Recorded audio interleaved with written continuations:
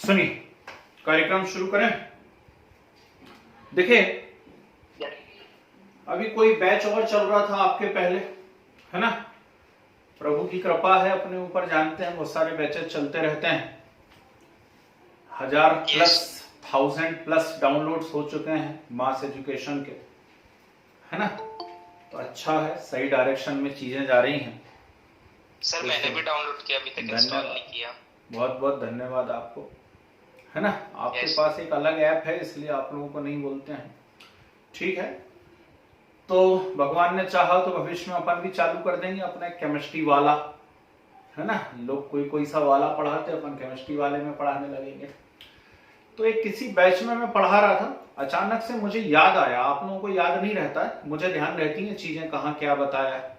10 साल पुराना भी बता सकता हूँ किस बैच में कब क्या पढ़ाया था मैंने, है ना। सुन के अजीब लगेगा लेकिन बता सकता हूँ, बहुत तेज, बहुत बादाम खाता हूँ। तो सुनिए, आप लोगों के बैच में एक बात नहीं पढ़ाई है मैंने, ये सब कुछ लिखा हुआ है आप लोगों के पास, चेक करना। सॉलिड स्टेट, वापस से संडे को टेस्ट है सॉलिड स्टेट का, है ना। तो संडे को फिर से सॉलिड स्टेट का एक टेस्ट है। ये सब कुछ मैंने पढ़ाया आपको, एससीसी, बीसीसी, एफसीसी सब बताया हुआ है। एक पॉइंट मिसिंग है वहां पर, और वो ये यहां लिखा हुआ रेड कलर से, और वो है नहीं, पैकिंग फ्रैक्शन तो बताया भाई। पैकिंग फ्रैक्शन कैसे नहीं बताया, सब बताएं। π/6 यहाँ, √3 π/8 और √2 π/6, ये नहीं बताया ये, ठीक। लैटिस कांस्टेंट, लैटिस कांस्टेंट एक बार आईआईटी में पूछ लिया गया है। Calculate lattice constant of, BCC के ऊपर क्वेश्चन आया था कि यदि उसकी रेडियस इतनी इतनी है तो बताइए लैटिस कांस्टेंट कितना होगा, है ना। कुछ नहीं है, लैटिस कांस्टेंट एक्चुअली ए है, ए ही है। जो एज लेंथ जिसे आप लोग बोलते हो ना, उस एज लेंथ को ही लैटिस कांस्टेंट बोला जाता है। जरा मैच करके देखिए, कहा गया रेडियस का फार्मूला, ये रहा। r is equal to a/2, r is equal to a/2, तो a इक्वल टू क्या होगा, 2r होगा, 2r। तो देखना जरा इसका लैटिस कांस्टेंट का फार्मूला क्या है, 2r है। बीसीसी में देखो जरा ध्यान से, रेडियस क्या है, √3a/4 है, √3a/4, तो a इक्वल टू क्या होगा, 4r/√3, बोलो हाँ, होगा 4r/√3। तो देखो जरा ढूंढो कहीं, ये देखो क्या लिखा है, 4r/√3। ये इसका लैटिस कांस्टेंट है बीसीसी का। एफसीसी के अंदर रेडियस क्या होती है, एफसीसी के अंदर रेडियस होती है a/2√2, a/2√2, ठीक। तो r is equal to a/2√2 है, तो a इज इक्वल टू क्या हो जाएगा, बोलो। a इज इक्वल टू हो जाएगा 2√2r, क्या बोलते हो, 2√2r।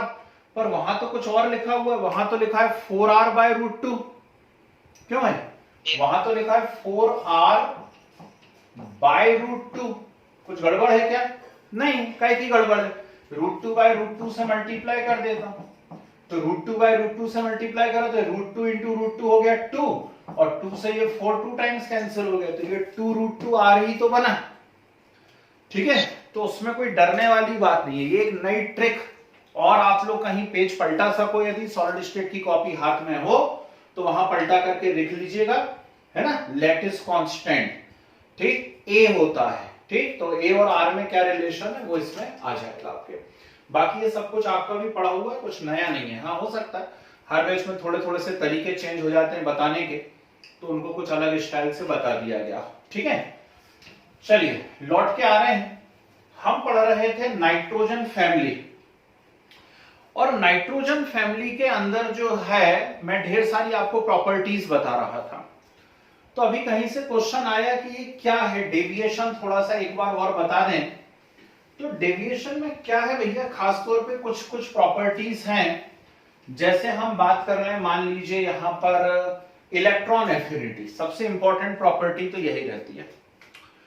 इलेक्ट्रॉन एफिनिटी का रेगुलर ट्रेंड क्या होता है, जनरल ट्रेंड क्या होता है। इलेक्ट्रॉन एफिनिटी का रेगुलर ट्रेंड ये होता है कि आप टॉप टू बॉटम यदि जाते हैं तो टॉप टू बॉटम जाने के साथ साथ इलेक्ट्रॉन एफिनिटी डिक्रीज होती जानी चाहिए, उसकी नेगेटिव वैल्यू भी डिक्रीज होती जानी चाहिए, है ना।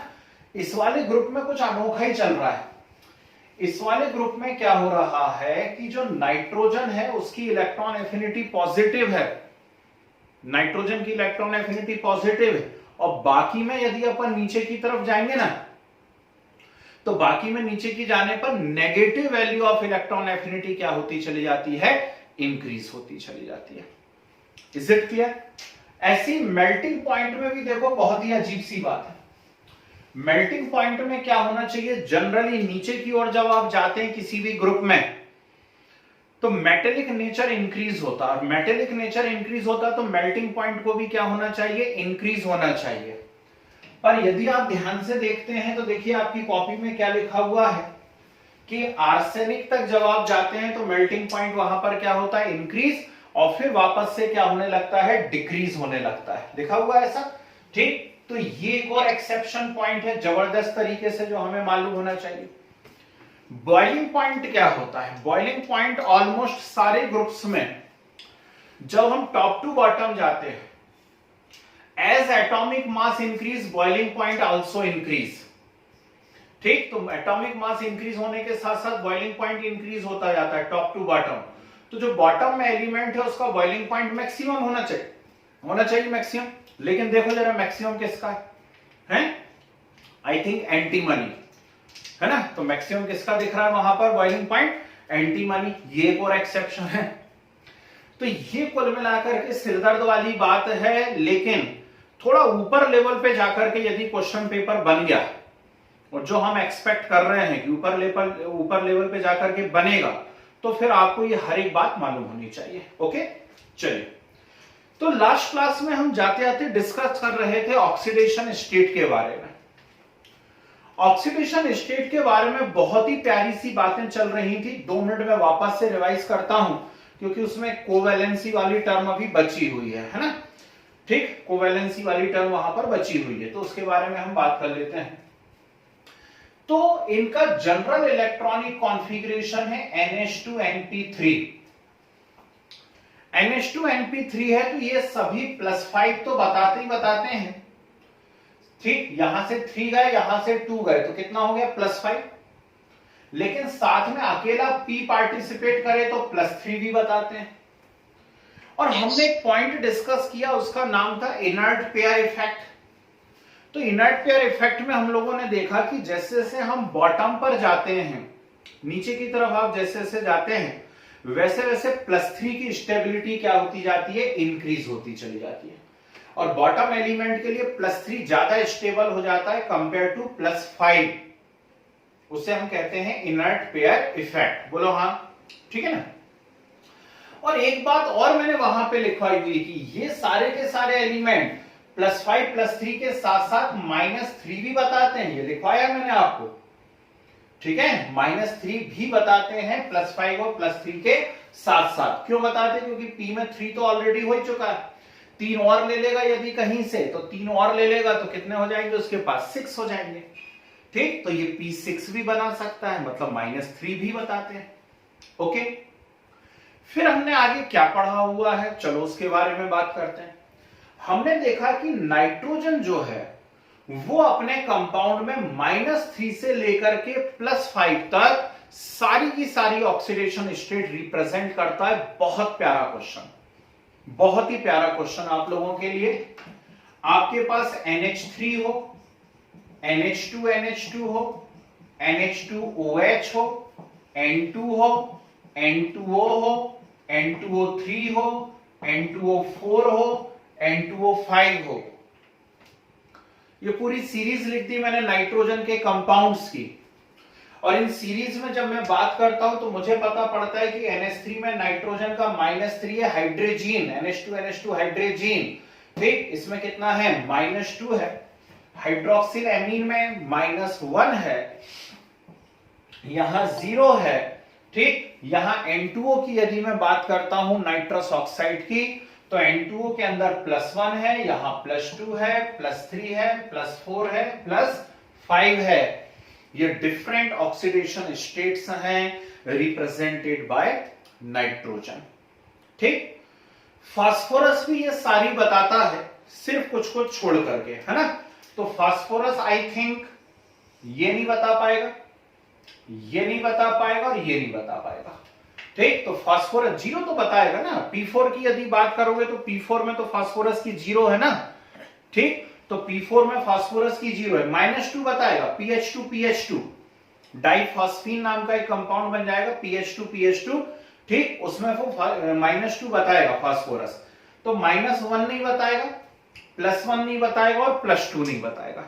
ओके, नेक्स्ट एक बड़ा ही इंपॉर्टेंट सा कंसेप्ट आया, बड़ी ही प्यारी सी वहां पर बात आई कि नाइट्रोजन के किसी कंपाउंड में यदि उसकी ऑक्सीडेशन स्टेट +1 से +4 के बीच में कहीं पर वेरी कर रही है तो उस कंपाउंड में तुरंत डिस्प्रपोर्शियोनेशन हो जाता है। +1 से +4 तक यदि उसकी ऑक्सीडेशन स्टेट है नाइट्रोजन की, तो एसिडिक मीडियम में उस कंपाउंड में डिस्प्रपोर्शियोनेशन हो जाता है। क्या मतलब बताया डिस्प्रपोर्शियोनेशन का? तो डिस्प्रपोर्शियोनेशन का मतलब बताया same species undergo oxidation as well as reduction ना। बोथ ऑक्सीडेशन रिडक्शन नहीं बोलो, बोथ ऑक्सीडेशन रिडक्शन तो होता ही है भाई किसी भी केमिकल रिएक्शन के अंदर। ठीक, almost all chemical reaction, almost all chemical reaction are redox except few, है ना। तो ऐसा नहीं कि ऑक्सीडेशन रिडक्शन दोनों होता है, मैं कुछ और बोल रहा हूं। मैं बोल रहा हूं same species undergo oxidation as well as reduction, उसी का ऑक्सीडेशन उसी का रिडक्शन होता है। ठीक है ना। जैसे आप बात करेंगे यहां पर HNO2, अब HNO2 के अंदर क्या हो रहा है, HNO2 में नाइट्रोजन का ऑक्सीडेशन स्टेट कितना है, +3 है। ठीक है ना जी, एसिडिक मीडियम में होता है सिर्फ। तो HNO2 में नाइट्रोजन का ऑक्सीडेशन स्टेट कितना है, +3 है। यदि मीडियम एसिडिक है तो ये डिकम्पोज होगा या फिर कन्वर्ट हो जाएगा HNO3 में +NO में। समझ रहे बात को? ठीक, तो यहां पर क्या हुआ, HNO3 में नाइट्रोजन का +5 है और NO में कितना है, +2। तो +3 से +5 हुआ यानी ऑक्सीडेशन, और +3 से +2 हुआ मतलब reduction. Same species undergo oxidation as well as reduction, it is disproportionation. Okay, phosphorus के साथ हमने क्या लिखा हुआ है? फास्फोरस के साथ हमने लिखा हुआ है कि फास्फोरस जो होता है इसमें -3 से +5 के बीच में कोई सी भी ऑक्सीडेशन स्टेट हो, -3 से +5 के बीच में कोई भी ऑक्सीडेशन स्टेट हो, वो एसिडिक और बेसिक दोनों मीडियम में डिस्प्रपोर्शियोनेट हो जाते हैं। एसिडिक और बेसिक दोनों मीडियम में क्या हो जाते हैं, डिस्प्रपोर्शियोनेट हो जाते हैं। जैसे बहुत ही फेमस रिएक्शन है H3PO3 की। H3PO3 जो होता है ये क्या होता है, एसिडिक और बेसिक दोनों मीडियम में डिस्प्रपोर्शियोनेट हो सकता है। तो H3PO3 में फास्फोरस का ऑक्सीडेशन स्टेट कितना है, +3, और इसके डिस्प्रपोर्शियोनेशन का प्रोडक्ट क्या है, H3PO4 + PH3। जब आप H3PO4 की बात करते हैं तो यहां पे ऑक्सीडेशन स्टेट कितना आ रहा है, +5, और PH3 की बात करेंगे तो कितना आ रहा है, -3। देखो ऑक्सीडेशन भी हुआ और रिडक्शन भी हुआ। ये कहानी मैं आपको लास्ट क्लास में पढ़ा चुका था, आपको याद हो ना हो, मुझे याद रहता है ना। आगे बात करता हूं। नेक्स्ट यहीं पर ऑक्सीडेशन स्टेट के साथ ही हम लोगों को एक पॉइंट लिखना चाहिए, दैट इज कोवैलेंसी। चलिए कौन बताएगा what is electrovalency and what is covalency? Class 11th chemical bonding unit, class 11th chemical bonding unit, कौन बोल के बताएगा मुझे what is covalency and what is electrovalency?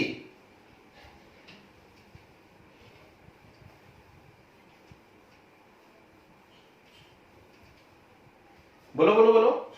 नहीं मालूम? चलिए ठीक है, सुनिए, चलो मैं ही बोल दे रहा हूं। ठीक है, मान लीजिए कोई एलिमेंट आयोनिक बॉन्ड बना रहा है, तो आयोनिक बॉन्ड बनाते समय उसके जितने इलेक्ट्रॉन्स का वो यूज कर सकता है, डोनेट कर रहा है, एक्सचेंज रिसीव कर रहा है, तो वो उसकी कहलाती है इलेक्ट्रोवैलेंसी। क्यों? क्योंकि इलेक्ट्रोवैलेंट बॉन्ड बन रहा ना। आयोनिक बॉन्ड का दूसरा नाम क्या होता है, इलेक्ट्रोवैलेंट बॉन्ड।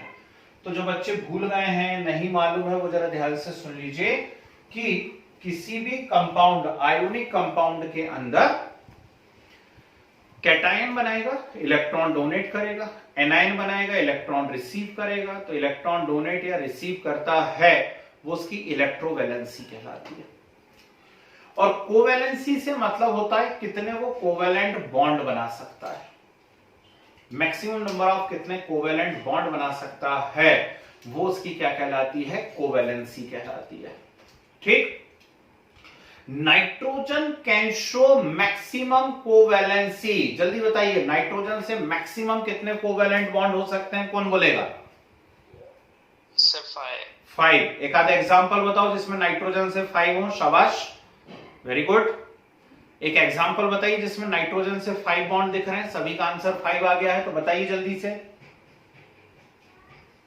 NH। हाँ, NH5। शाबाश सर चलो, नोबेल प्राइज दिलवा लाते हैं तो फिर टोक्यो चल दो। हाँ तो अरे बच्चे, N2O5 में नाइट्रोजन से 5 बॉन्ड है क्या? कौन बोल रहा है N2O5 में नाइट्रोजन से 5 बॉन्ड है? HNO3 में नाइट्रोजन से 5 बॉन्ड हैं? चलो बधाई हो आप लोगों को, है ना। मुझे लगा आप लोगों को HNO3 का स्ट्रक्चर बनाते आता होगा। HNO3 का स्ट्रक्चर कैसा होता है? ये है HNO3 का स्ट्रक्चर। कहां है 5 कोवैलेंट बॉन्ड, बताना जरा। N2O5 के 2 टाइप के स्ट्रक्चर बन सकते हैं बाबू।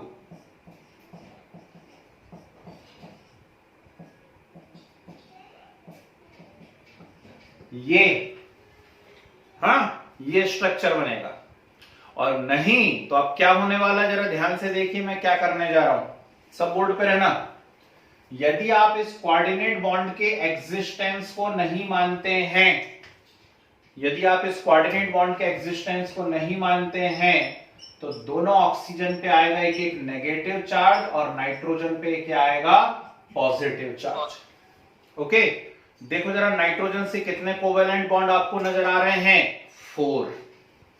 ठीक, एक बहुत ही फेमस आयन है, सभी लोग उसको पहचानते हैं और उसका नाम है अमोनियम आयन, NH4 पॉजिटिव। और NH4 पॉजिटिव में बोलो नाइट्रोजन से कितने हाइड्रोजन अटैच हैं, तो NH4 पॉजिटिव में नाइट्रोजन से 4 हाइड्रोजन अटैच हैं और यहां नाइट्रोजन पे कैसा चार्ज है, positive. So what is the maximum possible covalency of nitrogen? The maximum possible covalency of nitrogen is 4। समझ गए बात को? ठीक, नाइट्रोजन की मैक्सिमम पॉसिबल कोवैलेंसी जो है वो कितनी है, 4 है। समझे? ठीक, बाकी के एलिमेंट्स के साथ क्या कहानी है, जैसे मान लीजिए मैं फास्फोरस की बात कर लेता हूं। ठीक, तो फास्फोरस वगैरह के साथ क्या कहानी होती है, चलिए वो भी बता देता हूं।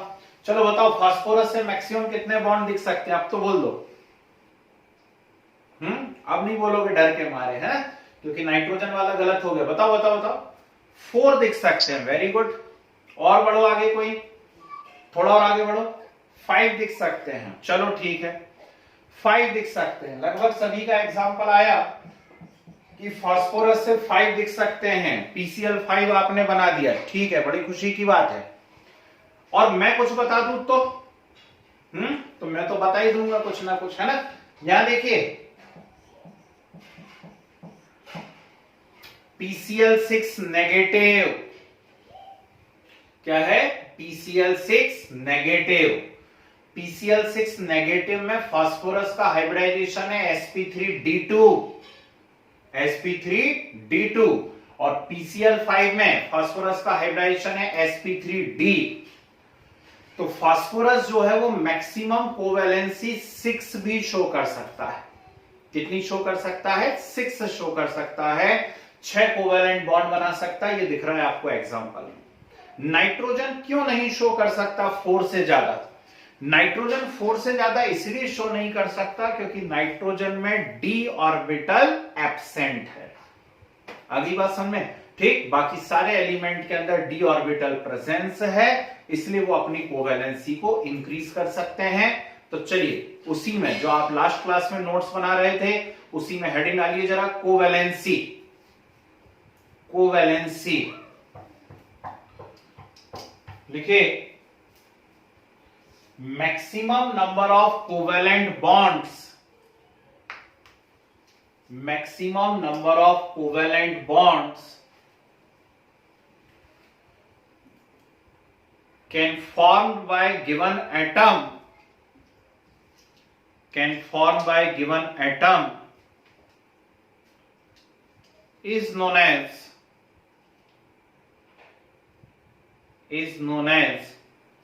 its covalency, its covalency। Full stop करके लिखे, nitrogen can show maximum covalency 4, maximum covalency 4 and cannot increase its covalency due to cannot increase its covalency due to absence of d orbital, absence of d orbital। ठीक है, but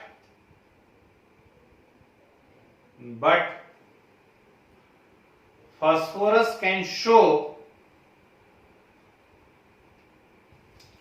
maximum covalency 6 in its compounds, in its compounds। जी ये बना लीजिए structure. ये दोनों example में nitrogen कितनी covalency show कर रहा है 4, और यहां पे फास्फोरस 5 शो कर रहा है, यहां कितनी शो कर रहा है 6 शो कर रहा है। ओके, बना लो जरा फटाफट।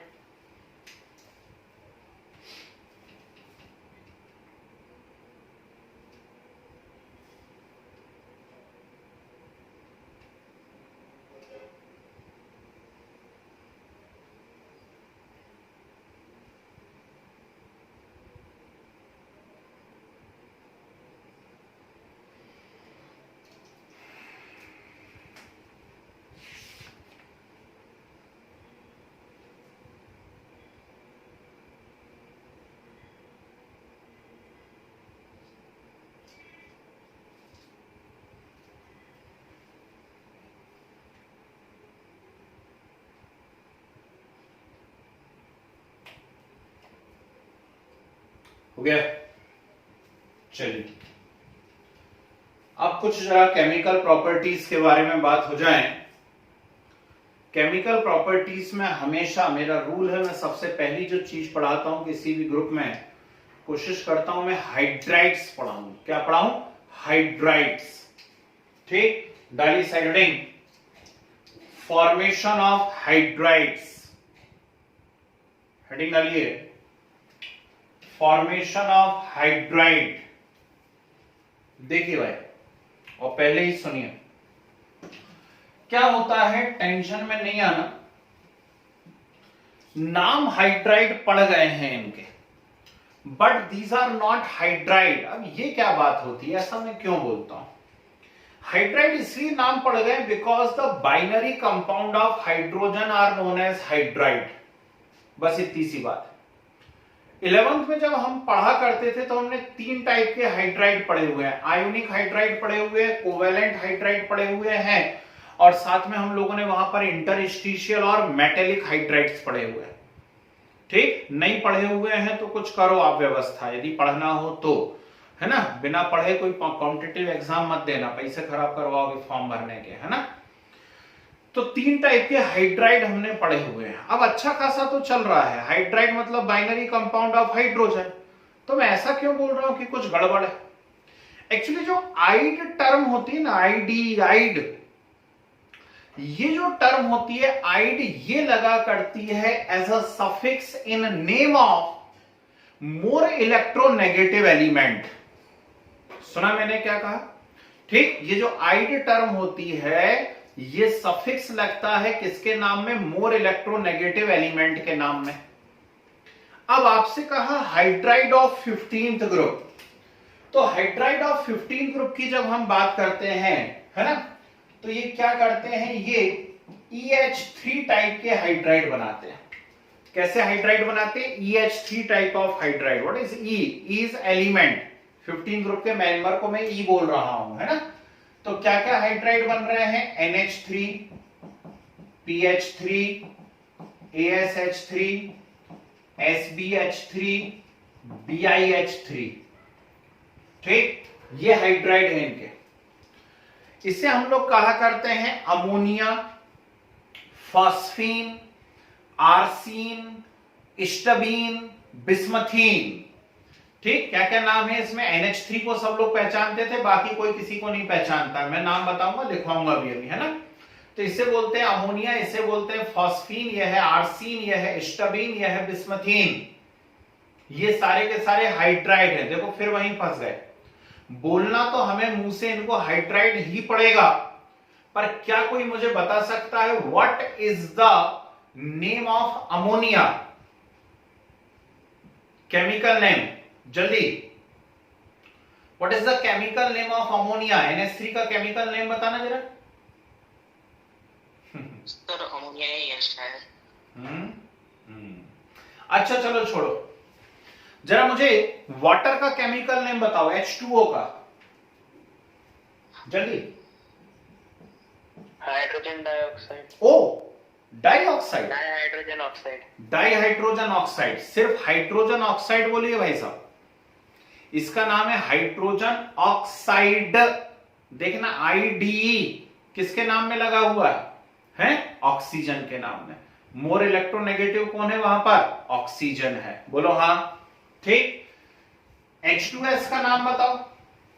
H2S हाइड्रोजन सल्फाइड, IDE किसमें लगा हुआ है? सल्फर में है, मोर इलेक्ट्रोनेगेटिव है। ठीक, HF का नाम बताओ। HF हाइड्रोजन फ्लोराइड, IDE किसमें लगा हुआ है? फ्लोरीन में, मोर इलेक्ट्रोनेगेटिव है। समझना, थोड़ी सी स्पीड में कम कर रहा हूं यहां से, क्योंकि यहां ज्यादा समझने वाला पार्ट आ रहा है।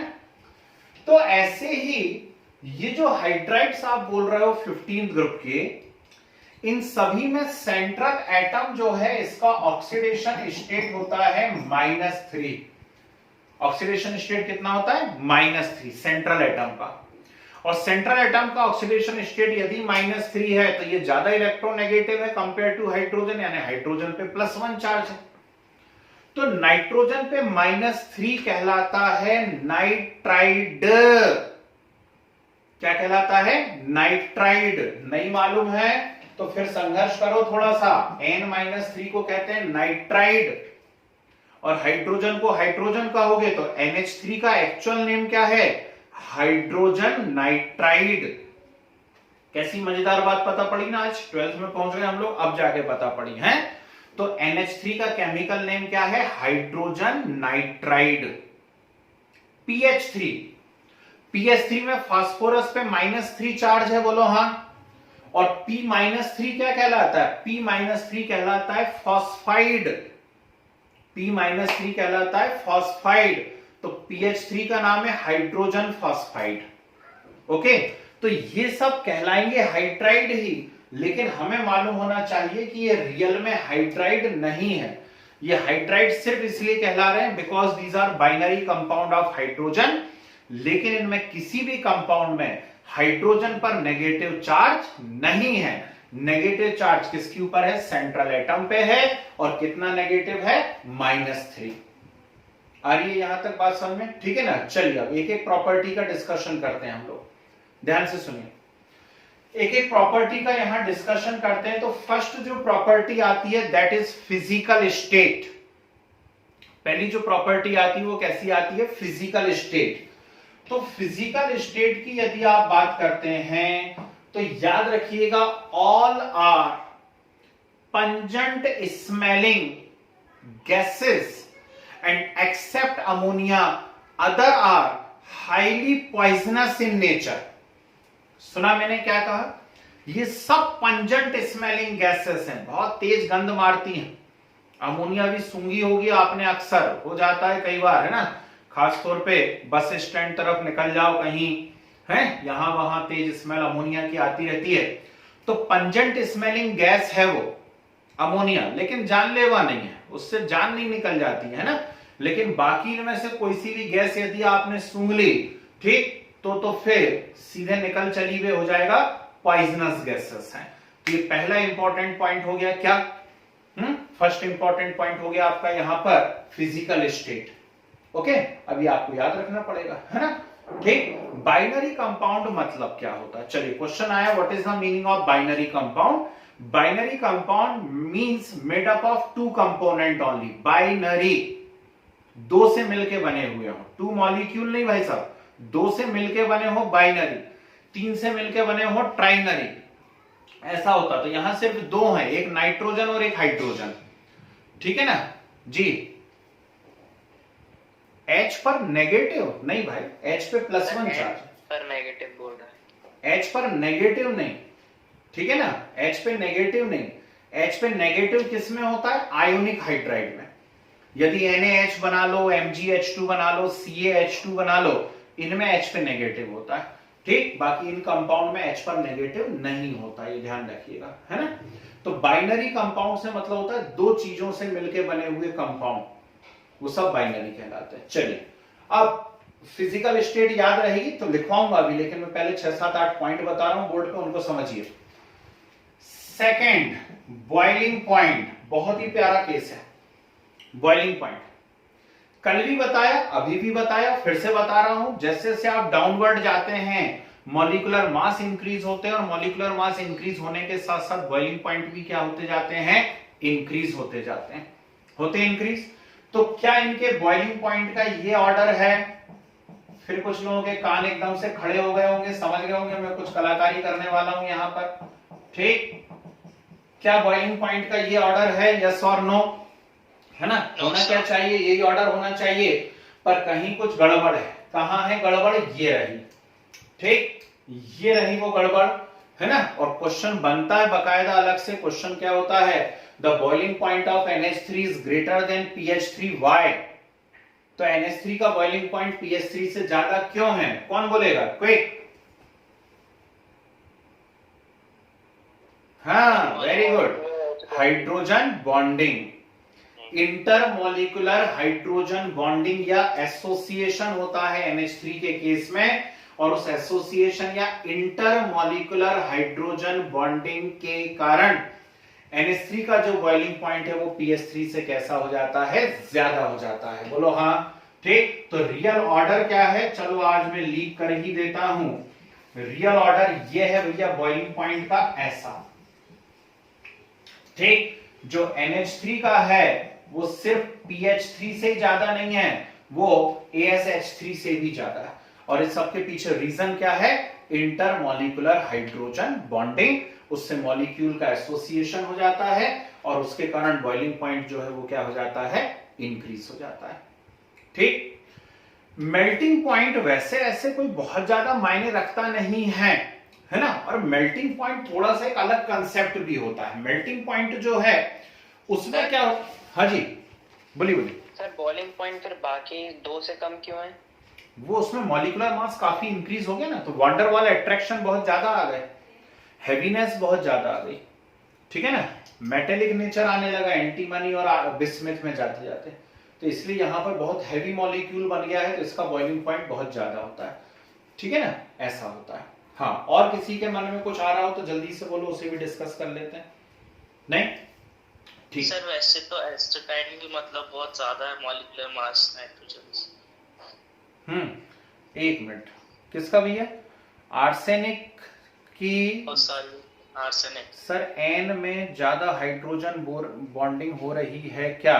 सुनो भैया, आप हाइड्रोजन बॉन्डिंग का शायद कंसेप्ट ही मिस कर गए। ऐसा नहीं कि एन में ज्यादा हाइड्रोजन बॉन्डिंग हो रही है।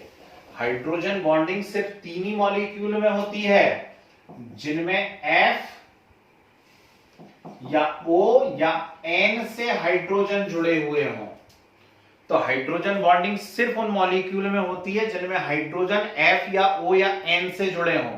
तो इनमें NH3 के अलावा किसी में हाइड्रोजन बॉन्डिंग नहीं हो रही है, उनमें सिर्फ वंडरवॉल अट्रैक्शन फोर्स है।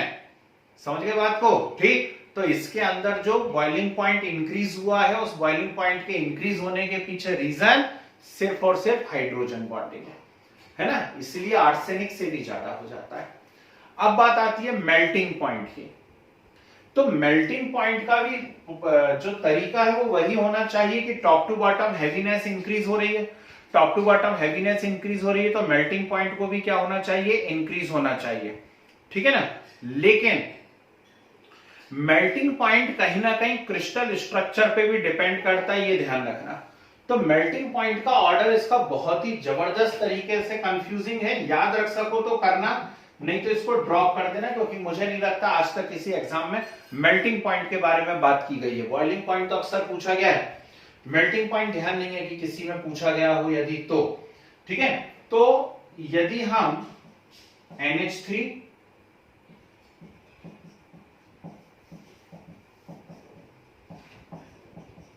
ये है मेल्टिंग पॉइंट का ऑर्डर, ठीक, और BiH3 यहां पर आ जाएगा,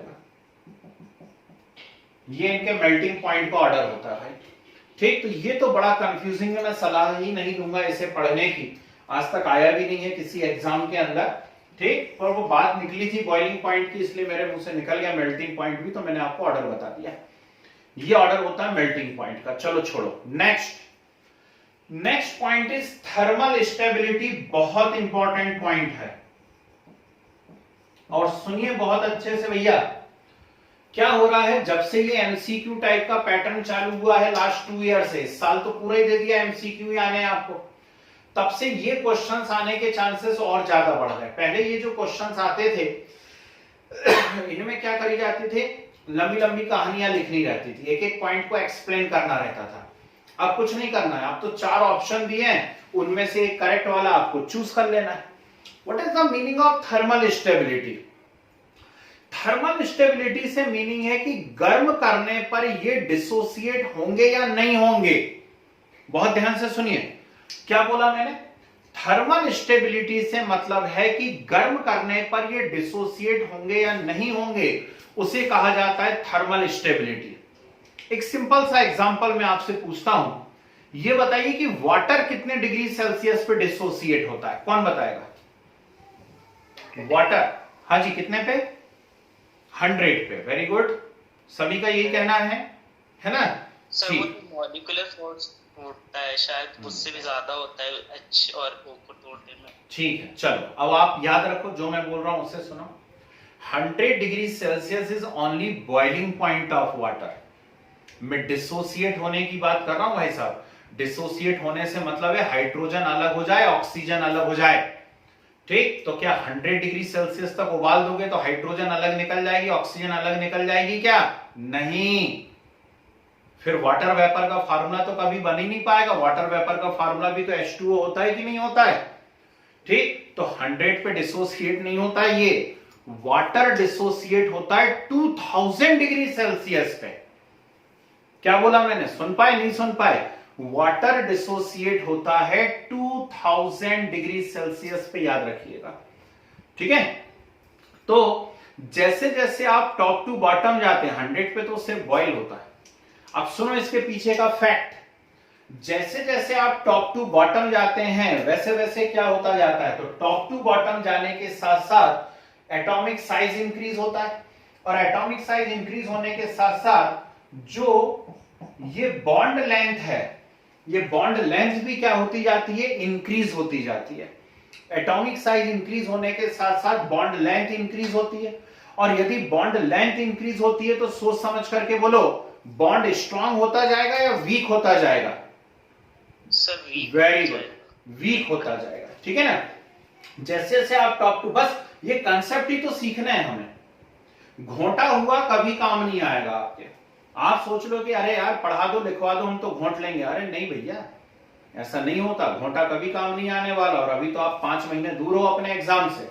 तो कंसेप्ट समझो कि टॉप टू बॉटम जाओगे तो एटॉमिक साइज इंक्रीज होगा, एटॉमिक साइज इंक्रीज होगा तो ये बॉन्ड लेंथ इंक्रीज होगी, और यदि ये बॉन्ड लेंथ इंक्रीज होगी तो बॉन्ड वीक होता जाएगा, और बॉन्ड वीक होता जाएगा तो जल्दी से टूटेगा। तो यानी इसका सीधा सा मीनिंग है कि जैसे जैसे मैं टॉप टू बॉटम जाऊंगा वैसे वैसे थर्मल स्टेबिलिटी जो है वो क्या होती चली जाएगी, डिक्रीज होती चली जाएगी। तो सबसे ज्यादा थर्मली स्टेबल कौन है, सबसे ज्यादा थर्मली स्टेबल है NH3। सबसे ज्यादा थर्मली स्टेबल कौन है, NH3 है।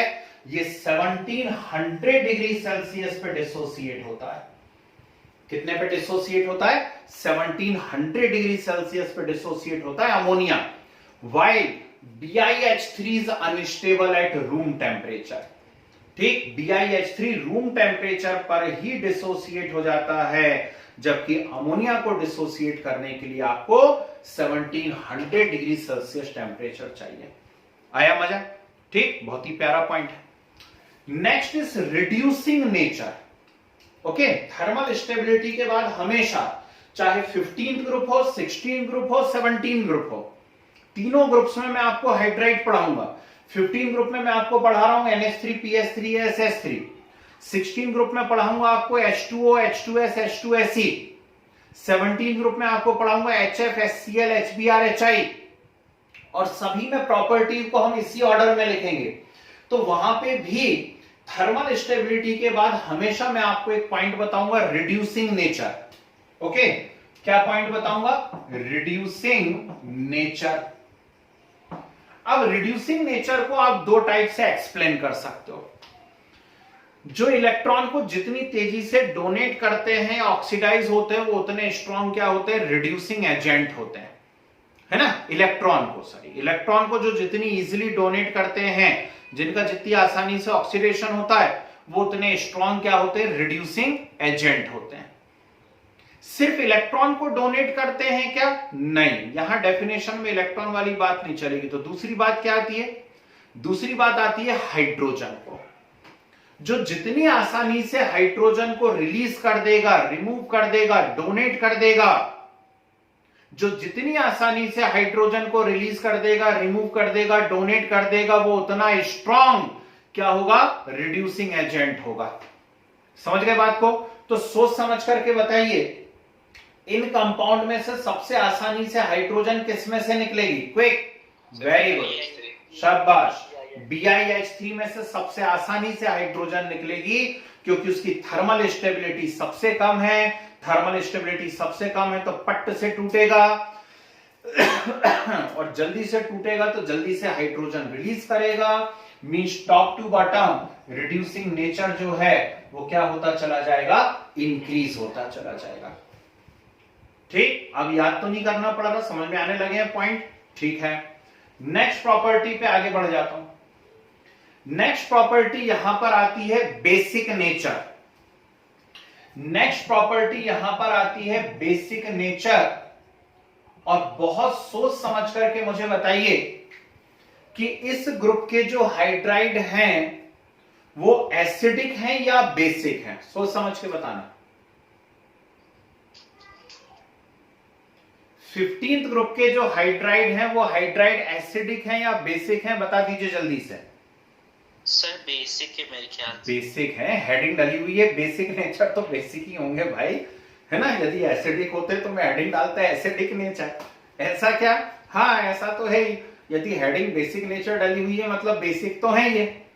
अच्छा, सिर्फ इसके कारण बेसिक है कि हेडिंग डली हुई है कि कुछ और रीजन भी है? चलिए, जितनों ने भी बेसिक आंसर दिया है, हाँ फिर से बोलो, मैं सुन, एक मिनट सुन नहीं पाया, फिर से बोलो। वेरी गुड, वेरी गुड, ठीक जी। तो ये क्या है, सभी के पास लोन पेयर ऑफ इलेक्ट्रॉन है, और सभी के पास लोन पेयर ऑफ इलेक्ट्रॉन है, इसलिए सारे के सारे कैसे नेचर के हैं, बेसिक नेचर के हैं। ठीक है ना, सभी के पास लोन पेयर ऑफ इलेक्ट्रॉन है, इसलिए कैसे नेचर के हैं, ये बेसिक नेचर के हैं। अब ये बताओ स्ट्रॉन्गेस्ट बेस कौन होगा? हम क्या सोच रहे हैं, सुनो, NaOH कहां है इसमें? अच्छा, इनमें से तो किसमें से पूछ रहा हूं, है ये पढ़ रहे हैं ना, इसमें स्ट्रॉन्गेस्ट बेस कौन है? इसमें स्ट्रॉन्गेस्ट बेस है NH3। इसमें स्ट्रॉन्गेस्ट बेस कौन है, NH3 है। समझ गए बात को? ठीक। अब ये मत सोचना कि इलेक्ट्रॉन जो जितना इजीली डोनेट कर देगा वो उतना स्ट्रांग बेस होगा, ये कहानी मत सोचने लगना भैया। यहां पे इलेक्ट्रॉन डोनेट करके कैटायन बनाना बेसिक नेचर नहीं होता है, बल्कि अपने लोन पेयर ऑफ इलेक्ट्रॉन को यूज करना बेसिक नेचर होता है। आप बार बार बोल रहे हैं लुईस बेस, और लुईस बेस वो होते हैं जिनमें लोन पेयर ऑफ इलेक्ट्रॉन होते हैं। सभी में लोन पेयर ऑफ इलेक्ट्रॉन हैं। जैसे जैसे आप नीचे की ओर जाते हैं, ध्यान से सुनो, जैसे जैसे आप नीचे की ओर जाते हैं वैसे वैसे एटॉमिक साइज इंक्रीज होता जाता है, और एटॉमिक साइज इंक्रीज होने से क्या होता है उसका एक्सप्लेनेशन समझिए। एटॉमिक साइज इंक्रीज होने से लोन पेयर ऑफ इलेक्ट्रॉन की न्यूक्लियस से डिस्टेंस इंक्रीज होती जाती है। मैं डायग्राम से एक्सप्लेन करने की कोशिश कर रहा हूं। तो लोन पेयर ऑफ इलेक्ट्रॉन की न्यूक्लियस से डिस्टेंस इंक्रीज होती जाती है, and this loan pair of electron becomes less and less available for bond formation. क्या बोला मैंने? As the atomic size increase, the distance of lone pair of electron from nucleus increase, and this lone pair becomes less and less available for bond formation. That's why basic nature decrease. Is it clear? This is the reason why NH3 is strongest base out of these. इनके बारे में बात हो रही है, NaOH KOH मत बोलो अभी, है ना? तो इन सभी में से स्ट्रॉन्गेस्ट बेस जो है वो कौन है? ठीक, NH3 है, और उसका रीजन मैंने आप लोगों को बता दिया। ओके, एक क्वेश्चन आएगा कोऑर्डिनेशन केमिस्ट्री, टर्म 2 में पहुंच गया वैसे तो, लेकिन वहां पे क्वेश्चन आएगा। मैं आपको याद दिलाऊंगा कि जब मैं आपको 15 ग्रुप पढ़ा रहा था तब ये बात मैंने आपको बताई थी। क्वेश्चन आएगा, ammonia is good complexing agent why? Ammonia is good complexing agent why? Complexing agent का मतलब क्या होता है? कॉम्प्लेक्सिंग एजेंट का मतलब होता है जो कॉम्प्लेक्स कंपाउंड बनाते हैं। कॉम्प्लेक्स कंपाउंड का मीनिंग क्या होता है? कॉम्प्लेक्स कंपाउंड मतलब ऐसे कंपाउंड जिनमें मेटल इलेक्ट्रॉन पेयर को रिसीव करती हैं। ठीक, तो अमोनिया सबसे अच्छा कॉम्प्लेक्सिंग एजेंट क्यों है? क्योंकि अमोनिया इन सब में सबसे स्ट्रॉन्ग बेस है, सबसे तेजी से लोन पेयर ऑफ इलेक्ट्रॉन देता है, मेटल उस लोन पेयर ऑफ इलेक्ट्रॉन को लेता है ना? आप ती है भी बोल सकते हैं, लेती है।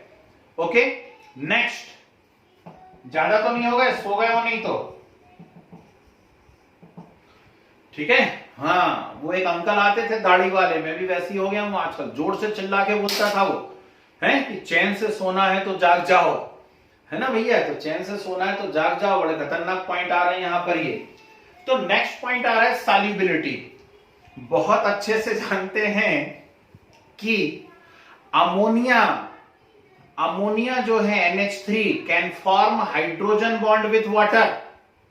ठीक, तो अमोनिया वाटर के साथ हाइड्रोजन बॉन्ड बना सकता है, और अमोनिया हाइड्रोजन बॉन्ड बना सकता है। That's why very much soluble in water compare to other hydride. मतलब टॉप टू बॉटम यदि आप जाएंगे तो सॉल्युबिलिटी क्या होती चली जाएगी? डिक्रीज होती चली जाएगी। इज इट साफ? लास्ट और सबसे इंपॉर्टेंट पॉइंट मैं तो कहूंगा दैट इज स्ट्रक्चर। ठीक है, लास्ट पॉइंट इज स्ट्रक्चर। बहुत ही इंपॉर्टेंट सी बात होने जा रही है, जरा ध्यान से देखिए और बोर्ड पे देखिए। ठीक है ना जी? NH3 हाईएस्ट सॉल्युबल है। उसका रीजन क्या है? क्योंकि वो हाइड्रोजन बॉन्ड बना लेता है वाटर के साथ। ठीक है, यहां सॉल्युबिलिटी, वाटर में ही सॉल्युबिलिटी की बात चल रही है ना? लास्ट पॉइंट में बोलने जा रहा हूं, ध्यान से सुनिए, फिर नोट्स बनाते हैं इनके सटासट फटाफट। That is structure. मालूम नहीं आपने VSCPR कितना पढ़ा है 11th क्लास में, कितनी ट्रिक्स आपको आती हैं, पर फिर भी मुझे आप लोगों पे पूरा भरोसा है ना? देश के भविष्य हो आप लोग। इन सभी कंपाउंड में सेंट्रल एटम जो है वो sp3 हाइब्रिडाइज्ड है। बोलो, है sp3 हाइब्रिडाइज्ड? ठीक, और one lone pair of electron है। ठीक, one lone pair of electron होने के कारण क्या होता है? यहां जो ज्योमेट्री है वो ज्योमेट्री कैसी हो जाती है? तो sp3 की ज्योमेट्री हम जानते हैं अच्छे से, वेरी गुड। sp3 की ज्योमेट्री हम अच्छे से जानते हैं, टेट्राहाइड्रल होनी चाहिए, चाहिए बोल दिया मैंने, है ना। sp3 की ज्योमेट्री कैसी होनी चाहिए, टेट्राहाइड्रल होना चाहिए। लेकिन यहां पे एक लोन पेयर ऑफ इलेक्ट्रॉन होने के कारण जो ज्योमेट्री है वो हो जाती है पिरामिडल। कैसी ज्योमेट्री हो जाती है, पिरामिडल ज्योमेट्री हो जाती है। बहुत ध्यान से सुनना, कुछ अच्छी बात मैं बोलने जा रहा हूं, सब बोर्ड पे रहिएगा, सब बोर्ड पे रहिए।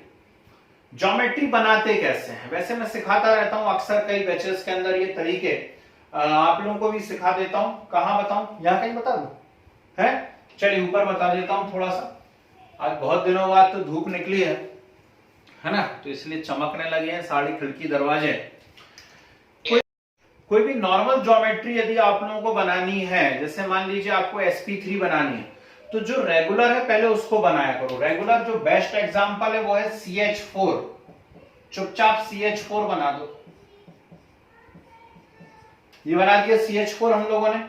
क्यों बनाया, क्योंकि sp3 हाइब्रिडाइजेशन का बेस्ट एग्जांपल जो है वो CH4 है, और उसकी ज्योमेट्री होती है टेट्राहाइड्रल, और बॉन्ड एंगल होता है 109.5 डिग्री। सही है बात। अब क्या होने वाला है इसके अंदर, जरा ध्यान से देखिएगा। हमें इसको अमोनिया में कन्वर्ट करना है। CH4 को किस में कन्वर्ट करना है, हमको अमोनिया में कन्वर्ट करना है। तो अमोनिया में कन्वर्ट करना है तो कुछ नहीं करो, यहां पर इस कार्बन को हटा के क्या कर दो आप, N, कार्बन को हटा के N कर दिया, और ऊपर इस टॉप मोस्ट पोजीशन पे क्या लगा दो आप, लोन पेयर ऑफ इलेक्ट्रॉन लगा दो। जब आप ज्योमेट्री देखोगे तो इस लोन पेयर ऑफ इलेक्ट्रॉन को नहीं देखा जाता कभी भी ज्योमेट्री देखते समय, सिर्फ किसको देखा जाता है, बॉन्ड पेयर को। ठीक, तो सिर्फ बॉन्ड पेयर ऑफ इलेक्ट्रॉन को देखो। चलो मैं इसको थोड़ा सा ऐसा कर देता हूं, हाँ जी। अब सिर्फ इसको देखिए और पहचानने की कोशिश करिए, ये किसके जैसा लग रहा है आपको, पिरामिड के जैसा लग रहा है। That's why geometry is what, pyramidal. और VSEPR कहता है कि जब जब लोन पेयर ऑफ इलेक्ट्रॉन आता है तो जो बॉन्ड होता है, बॉन्ड एंगल, वो क्या हो जाता है, डिक्रीज। तो sp3 हाइब्रिडाइजेशन का बॉन्ड एंगल 109.5 डिग्री होना था, इस केस में हो जाता है 107 डिग्री। ठीक, अब देखो कहां फंसोगे। यदि पेपर ऊपर लेवल पे चला गया है ना, आजकल एक नई स्टाइल आ गई है, और इसीलिए अब हम लोग भी वही स्टाइल पे आ गए कि अपने वीडियो संभाल करके रखो, फिर IIT में या फिर नीट में या फिर एम्स में क्वेश्चन आ जाए तो वो वीडियो में जब पढ़ाया था ना उसकी छोटी सी क्लिपिंग भी वहां पे डाल दो कि देखो जब मैं पढ़ा रहा था उस दिन ये बात मैंने बताई थी, है ना। तो ये भी एक मार्केटिंग की नई स्टाइल है। तो सुनना भैया, मैं अच्छी बात बोल रहा हूं। 107 डिग्री बॉन्ड एंगल हो गया, बहुत खुशी की बात है, but this bond angle only in NH3। बस ये आपके लिए क्वेश्चन है। 107 डिग्री बॉन्ड एंगल सिर्फ और सिर्फ NH3 में होता है, तो बाकी में कितना होता है बाबूजी, nitrogen, phosphorus, arsenic, antimony, bismuth. Nitrogen, phosphorus, arsenic, antimony, bismuth, very good, ये दिया हुआ है। तो NH3 में होता है 107 डिग्री, PH3 में अप्रॉक्स होता है 93.6, ASH3 में होता है 91.8 लगभग। कुछ पॉइंट में हो सकता है मैं गड़बड़ कर दूं, यहां 91.3 डिग्री, और BiH3 में होता है 90 डिग्री। कमाल हो गया। All are sp3 hybridized, all are pyramidal, and all consist one lone pair of electron, but the bond angle in NH3 is 107 degree and bond angle continuously decrease on moving downward, and in BiH3 it becomes 90 degree. ऐसा क्यों हो रहा है, वही same reason. ये जैसे जैसे आप टॉप टू बॉटम जा रहे हैं, बिल्कुल सही, वेरी गुड, जैसे जैसे टॉप टू बॉटम जा रहे हैं सेंट्रल एटम का साइज बड़ा होता जा रहा है, साइज बड़ा होता जा रहा है, तो ये बॉन्ड पेयर भी सेंट्रल एटम से थोड़े थोड़े दूर होते जा रहे हैं, और बॉन्ड पेयर यदि दूर होते जा रहे हैं तो इनके बीच के एंगल्स क्या होते जाते हैं, कम, रिपल्शन कम होता जाता है इनके बीच में। ठीक है ना, इनके बीच में रिपल्शन कम होता जाता है साइज बड़ा होने के कारण, इसलिए बॉन्ड एंगल क्या होता चला जाता है, डिक्रीज होता चला जाता है। उफ, छिल गए लंग्स पूरे चिल्ला चिल्ला के लगातार। तो ये हो गई भैया जी। बॉन्ड लेंथ बढ़ेगी तो एंगल तो बढ़ना चाहिए। बॉन्ड लेंथ बढ़ेगी तो एंगल क्यों बढ़ना चाहिए? सुनो, इसको अच्छा चलो दूसरी स्टाइल में समझाता हूं। आजकल सर्कस आने तो बंद हो गए हैं, है ना, और बहुत दिन से अपन लोगों ने जोकर भी नहीं देखा हुआ है, क्योंकि जोकर कभी ट्रैक्टर चला रहा है, कभी साइकिल चला रहा है दिल्ली में। तो कभी सर्कस हम लोग जाते थे तो हम देखते थे कि ऐसी जोकर वाली एक कैप आती है, टोपी आती है, और उसके ऊपर छोटी छोटी ऐसी 2 बॉल लगी रहती है। मस्ती करते हो तुम लोग, है ना, और मेरे मुंह से उल्टा सीधा कुछ बुलवाते हो, वो भी वीडियो में, है। सुनो ध्यान से। तो होता क्या है कि उसके ऊपर ऐसी एक कैप लगी रहती है, उसके ऊपर 2 छोटी छोटी सी बॉल लगी रहती है ना, और वो ऐसे ऐसे ऐसे ऐसे अपनी गर्दन को हिलाता है। जब ऐसे ऐसे हिलाता है तो ऊपर की दोनों बॉल भी ऐसी ऐसी हिलने लगती है। बोलो हाँ, होता है ऐसा? अच्छा, वो थोड़ा सा ऐसा और लंबा निकला है और बॉल इतनी ऊंचाई पे लगी हो, और अब वो अपनी गर्दन को ऐसा ऐसा हिलाए, तो बॉल एक बड़े एरिया में हिलेंगी या नहीं हिलेंगी? बोलो हाँ, हिलेंगी। और लंबी कर दो उसकी, ठीक है ना, और लंबी कर दो, बॉल और ऊपर पहुंच गई। अब मुंडी हिलाई तो और जोर जोर से हिलेंगी। अब ये बॉल कहां से बीच में आ गई? अरे बॉल मतलब लोन पेयर ऑफ इलेक्ट्रॉन है लोन पेयर ऑफ इलेक्ट्रॉन।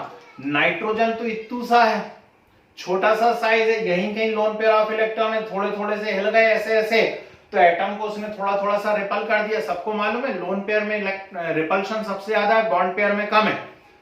अब जैसे जैसे साइज बड़ा होगा तो ये लंबाई बढ़ती चली जाएगी, ठीक। तो इसको हिलने का इलाका भी जो है वो ज्यादा मिलेगा। हिलने का इलाका ज्यादा मिलेगा तो क्या करेगा? ज्यादा से ज्यादा रिपल्शन करेगा, और जब ज्यादा से ज्यादा रिपल्शन करेगा तो बॉन्ड पेयर मजबूरी में क्या होंगे? पास आएंगे। और लंबा यदि हो जाएगा तो रिपल्शन एरिया और भी ज्यादा क्या कर देगा? बढ़ा देगा। इस प्रकार से यहां से वहां रिवॉल्व करता रहेगा, ठीक। तो और भी रिपल्शन बढ़ेगा तो बॉन्ड पेयर और भी ज्यादा क्या हो जाएंगे? पास हो जाएंगे। अब ठीक है, एक्सप्लेनेशन ऐसा वाला चल जाएगा। तो ये रीजन होता है भाई, जैसे जैसे साइज बड़ा होता जाता है, जो लोन पेयर है उसका रिपल्शन जोन बढ़ता चला जाता है, और लोन पेयर का रिपल्शन जोन बढ़ता है तो बॉन्ड पेयर पास पास आते हैं, और बॉन्ड पेयर पास पास आते हैं तो बॉन्ड एंगल डिक्रीज होता जाता है। Okay, yes sir. धन्यवाद। लिखिए, डालिए heading hydrides of 15th group. Hydrides of 15th group लिखे। The elements of 15th group form, the elements of 15th group form EH3 type of hydride, EH3 type of hydride in which their oxidation state is -3, in which their oxidation state is -3. These hydrides are elements of 15th group form EH3 type of hydride in which their oxidation state is -3. Okay, these hydrides are, सब लिखिए, इनके नाम लिखिए। NH3 ammonia, क्या नाम है इसका actual? Hydrogen nitride. मालूम होना चाहिए, लिखो ना लिखो, अमोनिया लिख लो। Ammonia, PH3 phosphine, ASH3 arsine, SBH3 स्टबीन,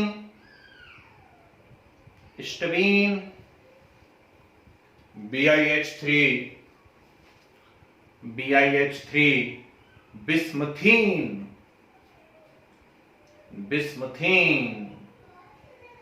MUTHINE bismuthine, arrow बना के लिखिए, these hydrides are formed by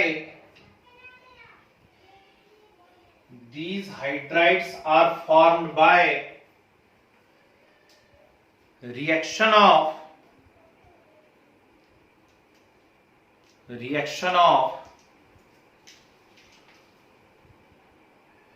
acid or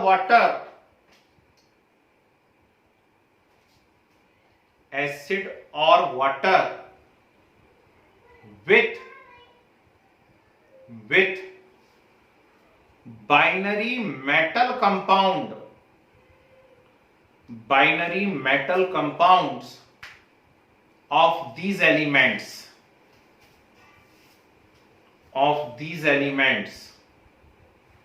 कुछ नहीं, याद आपके पास है मैग्नीशियम नाइट्राइड, पानी डाल दो इसके ऊपर, मैग्नीशियम नाइट्राइड पे पानी डाल दिया, क्या बनेगा, MgOH whole twice plus NH3, ठीक है, ये होता है मेटल नाइट्राइड है, इनके ऊपर पानी डाल दो या एसिड डाल दो, उससे बन जाते हैं, ठीक। ये बड़ी खतरनाक चीज ALP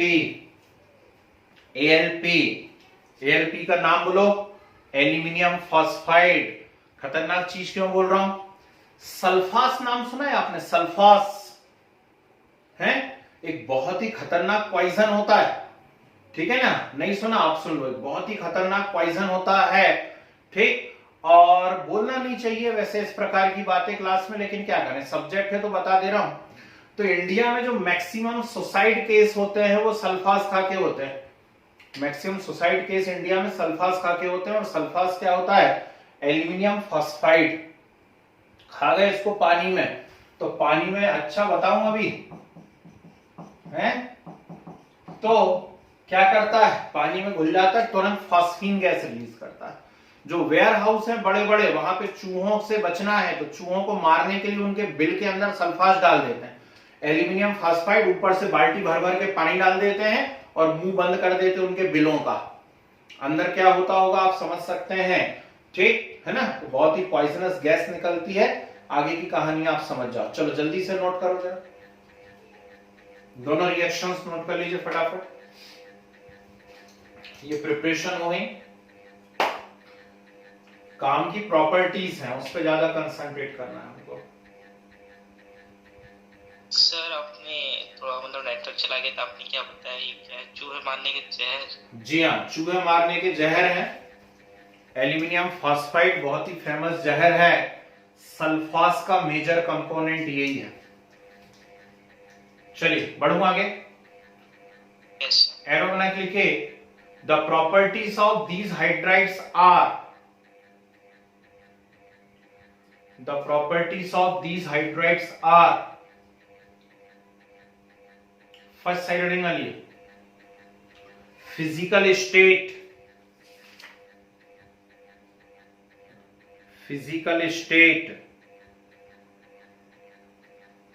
लिखो भाई, all of these hydrides are pungent smelling gases, बंद हो गया है ना, वाईफाई वगैरह फ्लक्चुएशन हो गया था, कुछ वाईफाई वगैरह सब बंद हो गए थे, तो इसलिए एकदम से नेटवर्क चला गया, तो मैं आउट ऑफ क्लास हो गया था। चलो वापस लौट के आ गया हूं। फिजिकल स्टेट हम लोग लिख रहे थे, और फिजिकल स्टेट के अंदर जो है फर्स्ट पॉइंट में हम लोग लिख रहे हैं कि all of these are pungent smelling gases, all of these are pungent smelling gases and except ammonia other are highly poisonous in nature,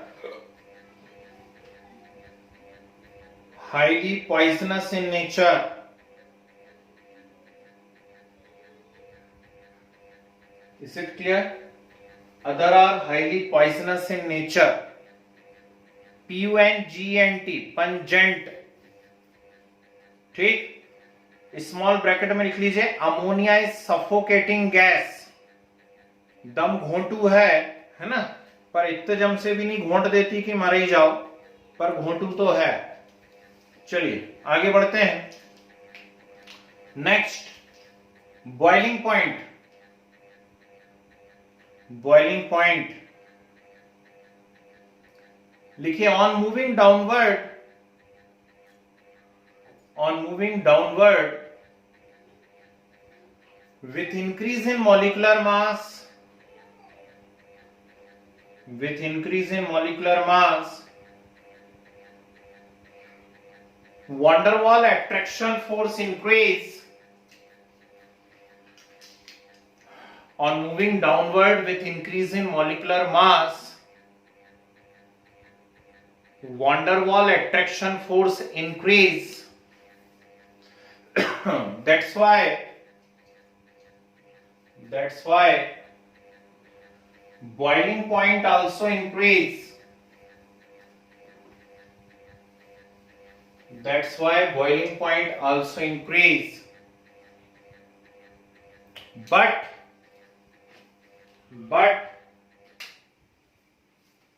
the boiling point of NH3, but the boiling point of NH3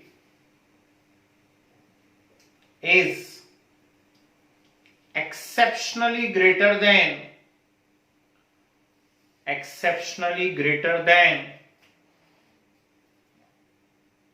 PH3 and ASH3, exceptionally greater than PH3 and ASH3.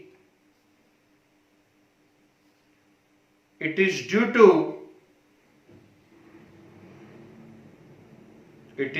to association of NH3 molecule by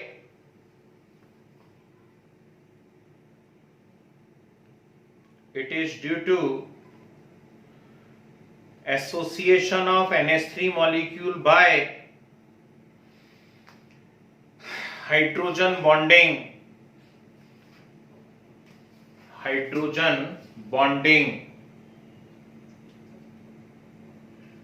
ठीक है, ये order लिखिए भाई साहब। ये boiling point में दो order मैंने लिखे हुए हैं, दोनों नोट कीजिए। बॉइलिंग पॉइंट की ये दोनों ऑर्डर नोट कीजिए।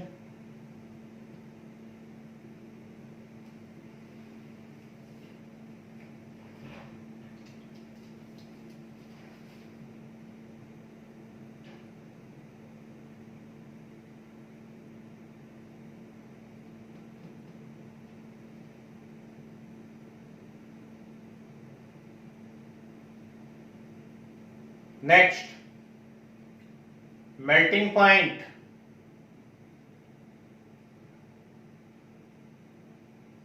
मेल्टिंग पॉइंट लिखिए, due to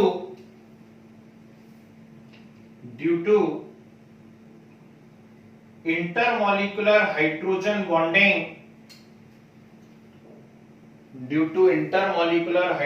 bonding,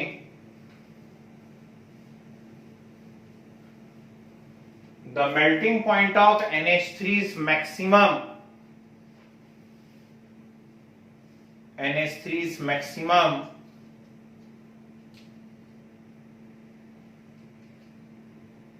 And on moving downward,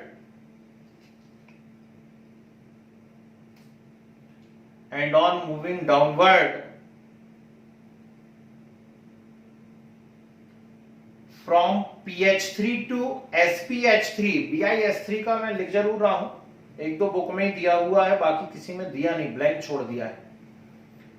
And on moving downward from PH3 to SPH3,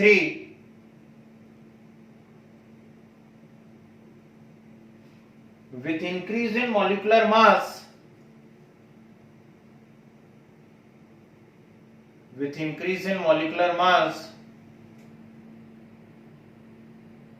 melting point increase.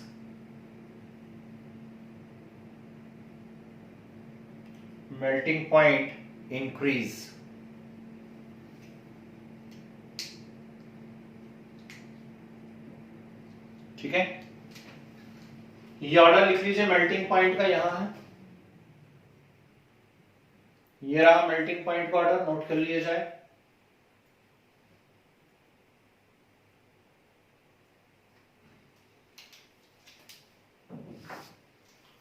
Next एक काम करो, पहले सॉल्युबिलिटी लिख लीजिए, पहले सॉल्युबिलिटी लिख लीजिए। Next point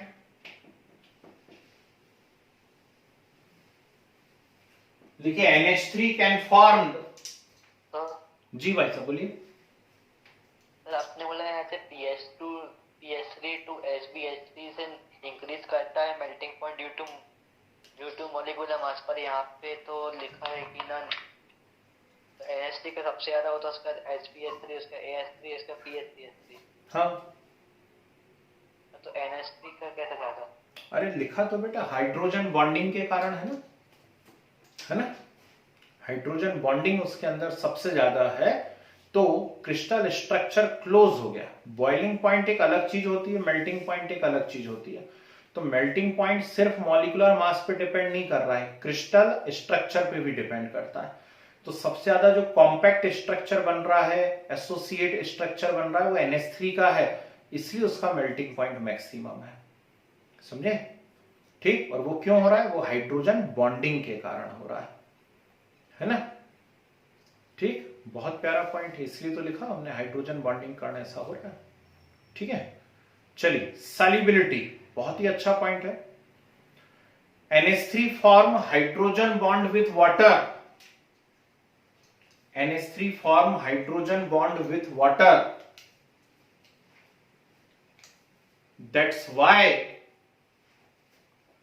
that's why soluble in water, that's why soluble in water,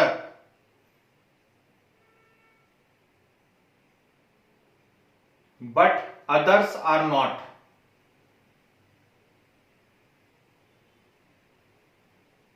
but others are not। ठीक, next thermal stability, thermal stability लिखिए on moving downward, on moving downward with increase in atomic size,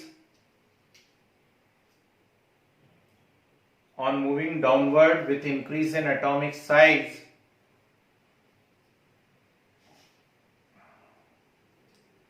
क्या होगा? Bond length of E bond H also increase,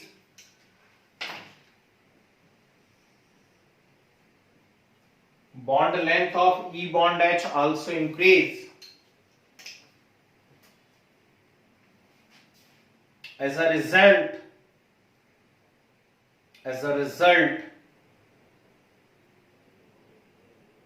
bond strength decrease,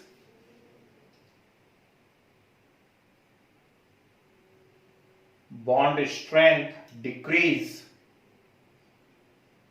that's why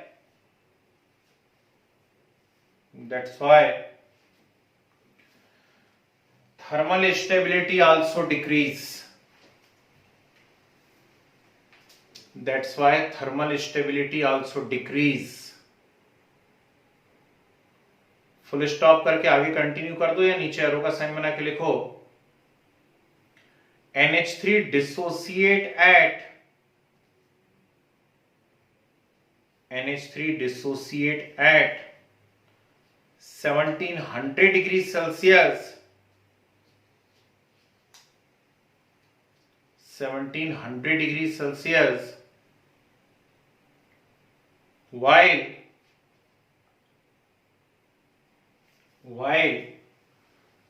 BiH3 is highly unstable,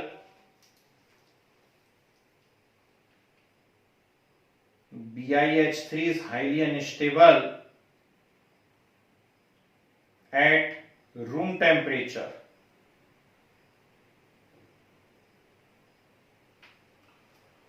at room temperature। ये order लिख लीजिए।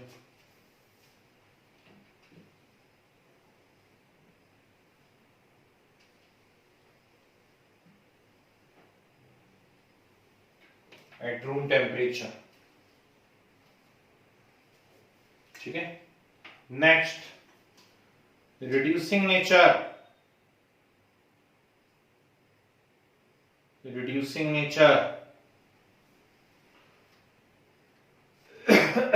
लिखिए on moving downward,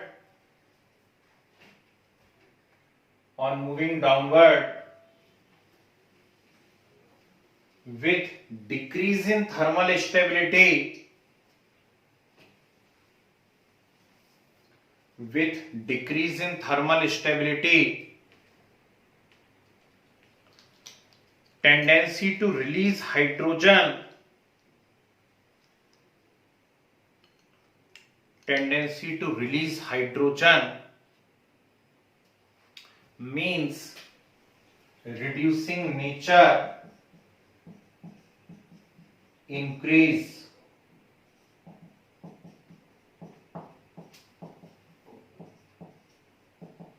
reducing nature increase, bracket में लिख लो BiH3 is most reducing agent out of these, most powerful या strongest reducing agent out of these। बहुत प्यारा question है, पूछते हैं कौन अच्छा रिड्यूसिंग है, कौन कम है, कौन ज्यादा, ऐसा करके, है ना। नेक्स्ट ऑर्डर लिखा, ये ऑर्डर ही पूछना है, 1111 मार्क्स के यही है क्वेश्चंस। नेक्स्ट लिखिए बेसिक नेचर, बेसिक नेचर लिखो due to presence of one lone pair of electron, due to presence of one lone pair of electron on central atom, on central atom, due to presence of one lone pair of electron on central atom, these hydride act as, these hydride act as Lewis base, LEWIS, Lewis base,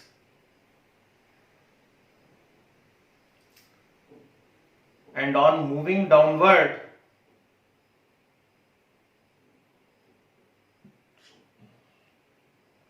on moving downward, as atomic size increase, as atomic size increase, lone pair of electron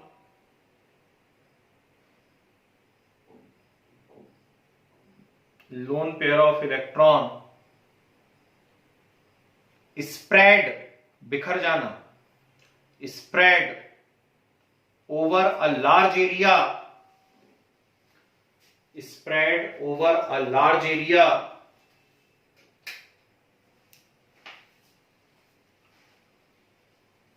and becomes less available for donation, and becomes less available for donation.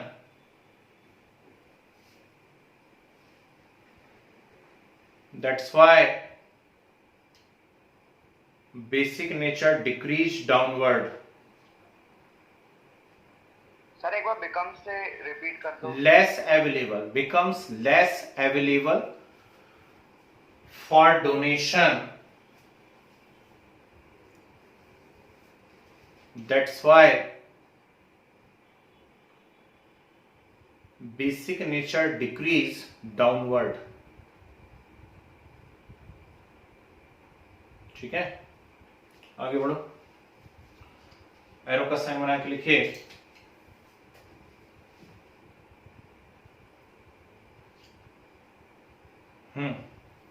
ammonia is strongest base and best complexing agent out of these. And best complexing agent out of these.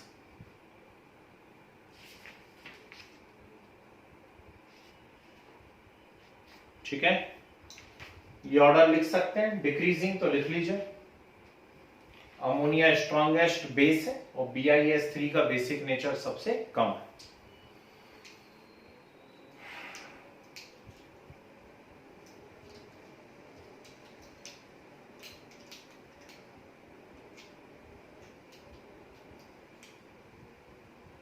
Last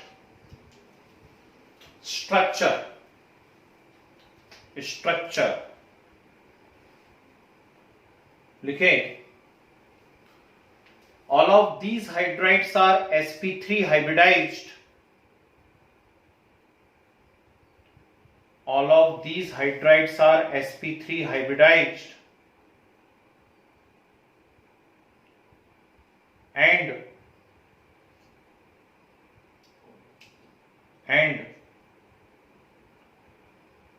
due to presence of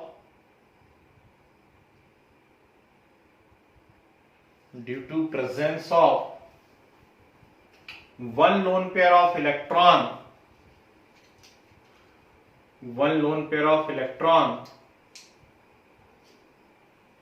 their geometry becomes pyramidal.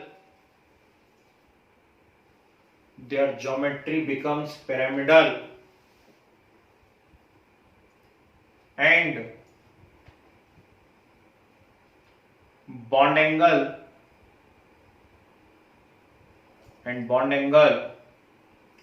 is less than 109.5 degree.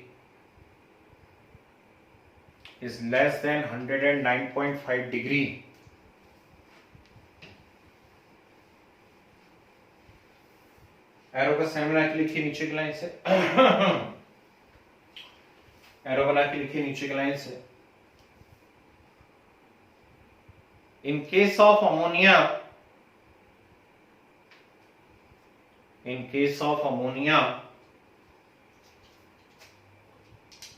due to smaller size of nitrogen atom,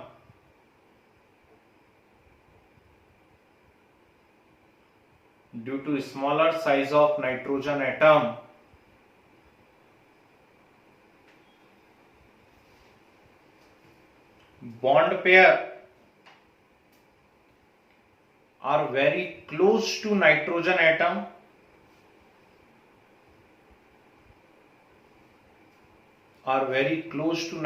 atom. Feel more and more repulsion.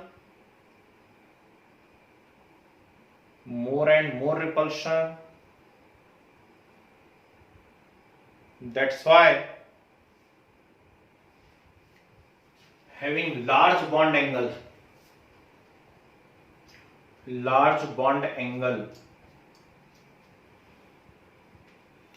but on moving downward,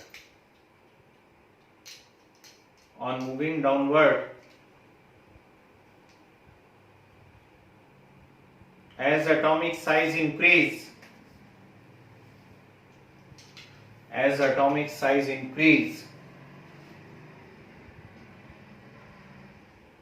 bond pair go away from central atom.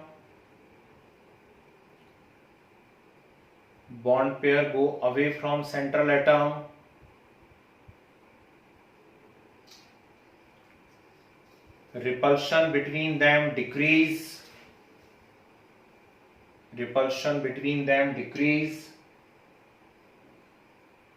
That's why bond angle also decrease.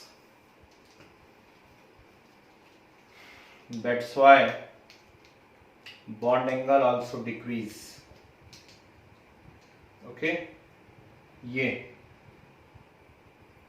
Order note कीजिए और ये note कर लीजिए. ठीक, तो एक बहुत ही important question finish हुआ भाई.